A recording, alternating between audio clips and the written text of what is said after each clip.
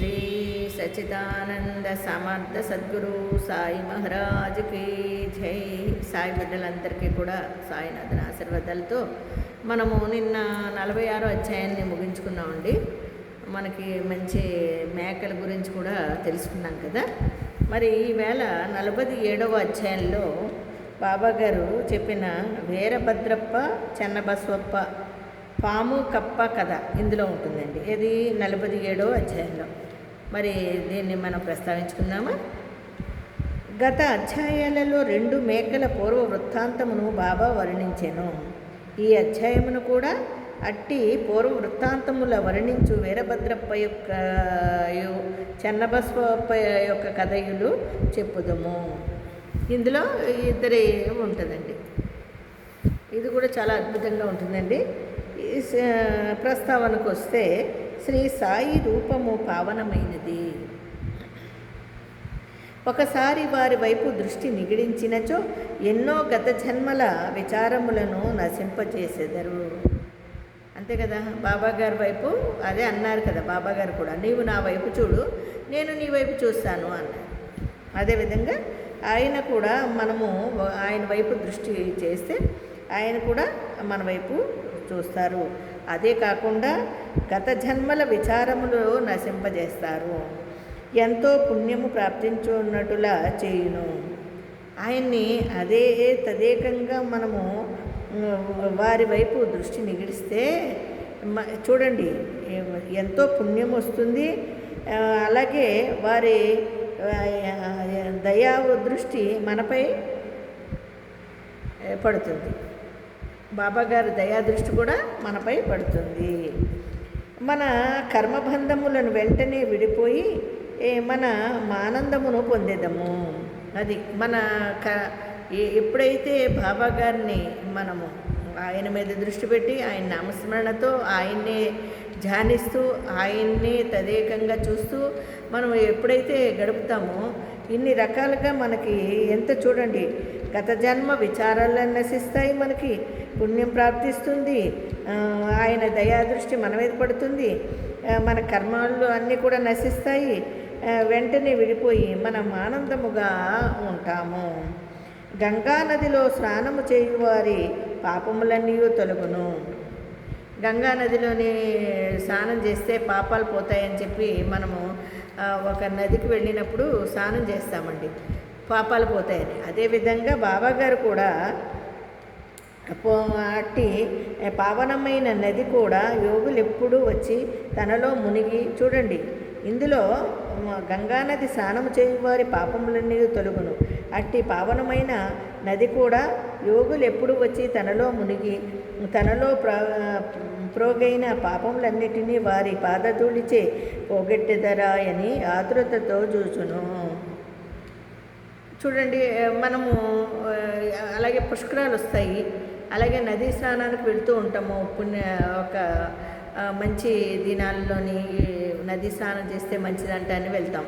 మన పాపాలను పోగొట్టుకోవడానికి వెళితే ఆ గంగమ్మ తల్లి ఏం చేస్తుందంట, ఇలాంటి యోగీశ్వరులు రాకపోతారా, మనం అందరం కలిపి ఆ గంగమ్మ తల్లికి మన పాపాలన్నీ కలిపేస్తున్నాం కదండి. మరి ఆవిడ పాపాలను ఎవరు స్వీకరిస్తారు? అందుకని ఆ తల్లి అనుకుంటుందంటండి, యోగేశ్వరులు లాంటి వారు మహానుభావులు లాంటి వారు రాకపోతారా, వారు పాదం మోపకపోతారా, నేను ప్రక్షాళనం కాకపోతానా అనుకుంటుందంటండి గంగమ్మ తల్లి. చూసారా, ఇదండి మనము పాపాలన్నింటినీ గంగమ్మ తల్లిని కల్పిస్తే గంగమ్మ తల్లి చూడండి తన ఒడిలో మన పాపాలన్నీ స్వీకరించి ఆమె ఈ విధంగా ఆలోచిస్తుందండి. చూడండి, తనలోని ప్రోగైన పాపములన్నిటినీ వారి పాదధూళి చేత పోగొట్టేదరా అని ఆతృతతో చూచును. యోగుల పవిత్ర పాదధూళి చేతనే పాపమంతయును కడుగుకొని పోవునని గంగామాతకు తెలియను. ఇది ప్రతి ఒక్కరూ గ్రహించాలండి. మనం వెళ్ళిపోయి గంగమ్మ తల్లికి పాపాలు కల్పిస్తే ఆ గంగామాత చూడండి ఏ విధంగానూ యోగీశ్వరులు లాంటి వారు వచ్చి ఆ పవిత్ర పాదాన్ని నాకు పెట్టకపోతారా ఇక్కడ గంగా నదిలో, నా పాపాలు పోకపోతాయా అని ఆ తల్లి అనుకుంటుందంటే గంగామాత. యోగులలో ముఖ్యాలంకారము శ్రీ సాయి పావనము చేయు ఈ క్రింది కథను వారి నుండి వినుడు. చూడండి, అలాంటి కథని మనం కూడా తెలుసుకుందామండి. అదేంటో పాము కప్ప. పాము కప్ప గురించి సాయిబాబా ఒకనాడిట్లు చెప్పతొడంగెను. ఒకనాడు ఉదయము ఉపాహారము ముగించిన తరువాత వ్యాహాళికి పోయి ఒక చిన్న నది ఒడ్డున చేరితిని. చూడండి, బాబా గారు ఒకనాడు ఉపాహారము ముగించిన, అంటే ఉపాహారం అంటే పొద్దున్నే టిఫిన్ అంటాం కదా ఇప్పుడు మనము, అలాగా చిన్నగా బాబా గారు తీసుకుని వ్యాహళికి పోయి ఒక చిన్న నది ఒడ్డున చేరితిని. వ్యాహళి అని ఒక ఊరికి పోయి అక్కడ నది ఒడ్డున చేరి అలసిపోవుటచే నచ్చట విశ్రాంతి నొంది తిని. బాబా గారు కథ చెప్తున్నారండి. అయితే అక్కడ ఆ నది ఒడ్డున కూర్చుని చక్కగా విశ్రాంతి పొందుతున్నారు ఆయన. చేతులు కాళ్ళు కడుక్కొని స్నానం చేసి హాయిగా కూర్చుని ఇంటిని. అచ్చట చెట్ల నీడలోనున్న ఖాళీ త్రోవ, బండి త్రోవ రెండునూ కలవు. చల్లని గాలి మెల్లగా వీచుచుండెను. చూడండి, నడిచేది ఎడ్లు బండ్లు అన్నీ వెళ్ళే త్రోవ, అక్కడ చక్కగా చల్లగా ఉందంటండి. ఆయన అక్కడ కూర్చున్నారంట. కూర్చునేటప్పటికి ఆయన బండి త్రోవ రెండునూ కలవు. చల్లని గాలి మెల్లగా వీచుచుండెను. చిలుమును త్రాగుటకు తయారు చేయుచుండగా కప్ప ఒకటి బెకబెకలాటుట వింటిని. ఆయన చిలుము కాలుస్తారు కదండి, ఆ చిలుము కాల్చుకోవడానికి ఆయన సన్నద్ధం చేసుకుంటున్నారు. ఈ లోపల కప్ప బెకబెక్కమని అన్నట్టు వినిపించిందంటండి ఆయనకి. చెక్కుముక్కి రాయి కొట్టి నిప్పు తీయుచుండగా ఒక ప్రయాణికుడు వచ్చి నా ప్రక్కన కూర్చుండెను. అదండి, రాయిని ఇలాగంటే నిప్పు రవ్వ వస్తుంది. ఆ నిప్పు కోసం ట్రై చేస్తున్నారంటండి బాబా గారు. చేస్తూ ఉంటే అలా నడిచి వెళ్తూ ఉన్న ఒక అతను వచ్చి బాబా గారి పక్కన కూర్చున్నాడంటండి. వచ్చి నా పక్కన కూర్చున్నాడు. నాకు నమస్కరించి తన ఇంటికి భోజనంకు రమ్మని వినయముతో ఆహ్వానించాను. ఆయన బాబాగారి పక్కకి చేరి ఏమన్నాడంట, మీరు మా ఇంటికి భోజనానికి రండి అన్నాడంట. అని పిలిచాను. అతడు అదేమియో తెలుసుకొని కోరాను, ఆహ్వానించాను. అతడు చిలుము వెలిగించి నాకు అందజేశాను. అతనే పక్కన కూర్చున్నాడు. మా ఇంటికి భోజనానికి రండి అన్నాడు బాబా గారిని. ఆ తర్వాత ఈ చిలుము తనే వెలిగించి బాబా గారికి అందించాడు. కప్ప బెక్కబెక్క మనుట తిరిగి వినిపించింది. మళ్ళీ కప్ప బెక్కబెక్కమంటూ వినిపించింది. అతడు అదేమియో తెలుసుకునే కోరాను. ఒక కప్ప తన పూర్వజన్మ పాపములను అనుభవించుచున్నది అని చెప్పి తిని. అతను ఏమన్నాడు, ఏదో కప్ప అరుస్తుంది అని చెప్పాడంటండి. అతడు చిలుము వెలిగించి నాకు అందజేశాను. కప్ప బెక్కబెక్క మనుట తిరిగి వినిపించాను. అతడు అదేమియో తెలుసుకోవాలని కుతూహలంతో బాబా కప్ప అరుస్తుంది కదా అని అన్నాడు. అప్పుడు బాబాగారు అన్నారు, చూడండి, గత జన్మలో చేసిన దాని ఫలితమును ఈ జన్మలో అనుభవించి తీరవలేను. అంటే తన పూర్వ జన్మ పాపములు అనుభవించుచున్నది. చూడండి, కప్ప బెక్కబెక్కలాడుతుందని అన్నాడు అతను. అనేటప్పటికి బాబాగారు అంటున్నారు, అది కృతజన్మ కర్మల్ని అనుభవిస్తుంది అని అంటూ, గత జన్మలో చేసిన దాని ఫలము నీ జన్మలో అనుభవించి తీరాలి కదా. ఈ కృత జన్మలో చేసిన ఫలితాన్ని ఈ జన్మలో అనుభవించి తీరాలి అన్న. దానిని గూర్చి దుఃఖించినచో ప్రయోజనం లేదు. దాని గురించి దుఃఖించక్కర్లేదు. ఎందుకు ఏడవడం? వాడు చిలుమును పీల్చి నాకు అందజేసి తానే స్వయముగా పోయి చూచిదనని చెప్పాను.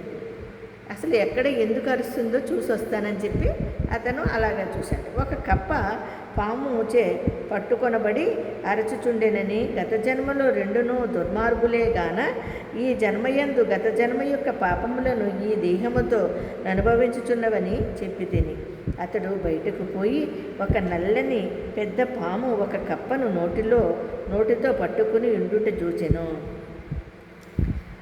చూడండి ఇతను కుతూహలం ఉంటుంది కదా మనకి, ఎక్కడి నుంచి వస్తుంది ఈ అరుపు, ఎందుకు అలా పాపం బెక్కబెక్కలాడుతుంది కప్ప అని చెప్పి ఇతను వెళ్ళి చూసేటోడికి ఒక పెద్ద నల్ల పాము ఆ కప్పని పట్టుకుంది. ఆ కప్ప ఏమో ఏడుస్తుంది ఆ పాము నుంచి విడిపించుకోవడానికి.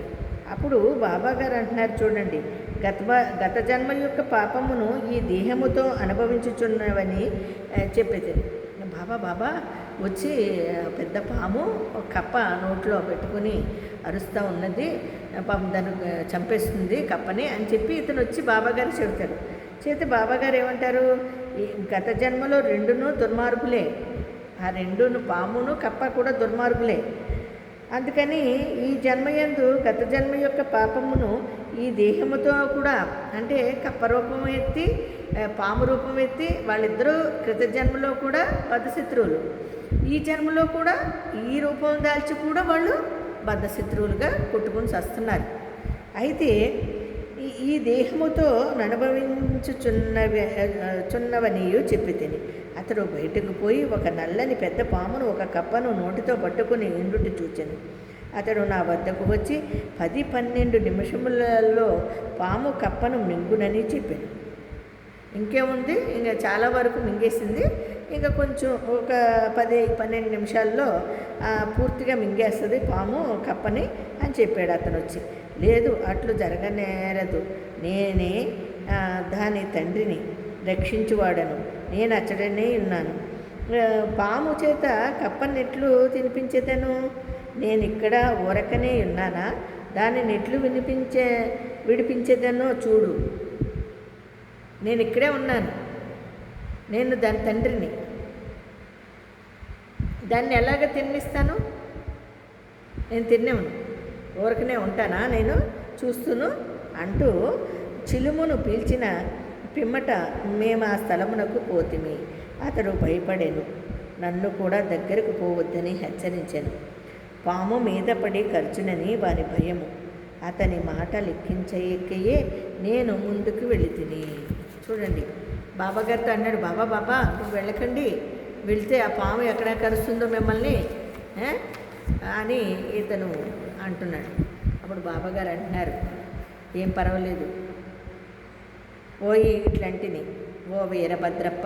చూడండి, వెళ్ళారు బాబాగారు, ఆ పాము కప్ప మింగుతుంది కదా, కప్పను మింగుతుంది కదా, అక్కడికి వెళ్ళి, ఓ వీరభద్రప్ప, నీ శత్రుత్వము చెన్నబస్వప్ప కప్ప జన్మమెత్తి పశ్చాత్తాప పడుట లేదా, అది ఏడుస్తుంది కదా, పశ్చాత్తాపడుతుంది కదా.